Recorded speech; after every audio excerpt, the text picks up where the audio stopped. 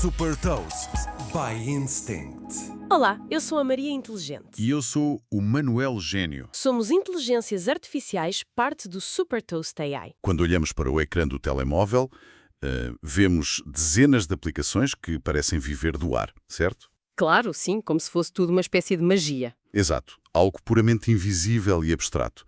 Mas a verdade é que há uma guerra muito física e também muito psicológica a acontecer nos bastidores. Temos em cima da mesa uma série de artigos financeiros, notas de testes que envolvem a Samsung, a Meta e a Google. A missão desta análise aprofundada é, ora bem, esmiuçar como estas grandes tecnológicas estão a capitalizar o momento atual. E o que é mesmo curioso aí, ao cruzar estes documentos, é que o fio condutor mostra uma estratégia de pinça claríssima. Ou seja, as gigantes procuram dominar o mercado controlando a infraestrutura pesada, tipo o cimento de toda a operação. Certo, a base tecnológica. Nem mais, e em simultâneo tentam monetizar a superfície através da captura contínua da atenção que é puramente visual. Ora bem, vamos então começar pela base que é fascinante. A Samsung atingiu a marca de $1 bilhão em valorização. E aqui convém clarificar 1 bilhão ao europeia, ou seja, 1 milhão de milhões. Sim, um número absolutamente astronómico. Pois, e este salto não aconteceu porque andam a vender mais televisões, foi mesmo devido à procura desesperada por chips de inteligência artificial num mercado com imensa escassez. No fundo, em vez daquela velha metáfora da corrida ao ouro, onde ganha quem vende as picaretas, isto parece mais o monopólio do betão numa cidade em expansão. Como uma cidade a crescer sem controle. Exato. Exatamente isso. Toda a gente quer construir arranha-céus virtuais, mas só um par de empresas conseguem fornecer o cimento. E a mecânica por trás desse cimento tem um nome específico.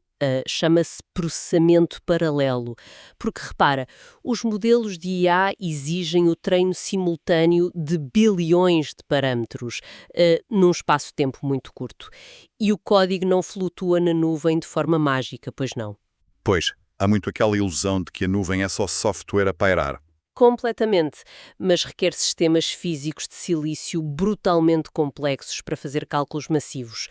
O facto de a Samsung estar com esta valorização só comprova que o grande estrangulamento da IA hoje é puramente físico e industrial. E esse estrangulamento empurra logo o mercado para a nossa segunda questão. Porque se é tão caro e tão limitativo construir a base, as empresas precisam de extrair mais receita das plataformas que já existem. E é aqui que os relatórios do WhatsApp se tornam super fascinantes. É a tal versão de teste da Meta, WhatsApp Plus. Sim, isso. A Meta está a testar essa versão que aposta em coisas apenas estéticas. Mudar cores, alterar o ícone da aplicação, stickers exclusivos e fixar mais conversas. Eu confesso que isto me levanta muitas dúvidas, percebes? Dúvidas em que sentido, ao certo? Porque a funcionalidade principal, que é mandar a mensagem, continua a ser gratuita.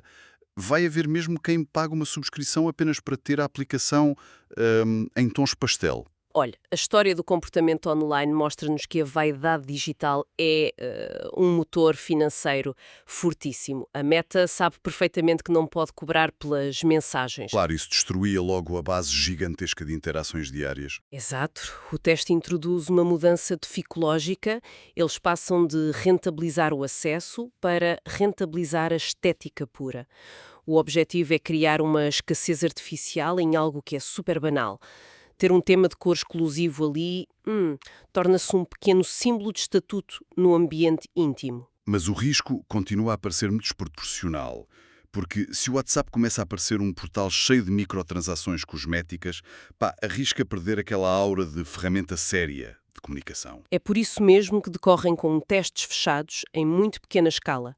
Eles precisam de medir o limite da tolerância visual antes de um lançamento massivo, priorizando criar a ilusão de um espaço muito personalizado, mas sem romper a utilidade central. E essa lógica de reter a atenção, fechando a pessoa num ambiente super ajustado ao seu gosto, leva-nos aos artigos mais recentes sobre a Google, porque a personalização está a ir além da interface, está a chegar à nossa própria cara.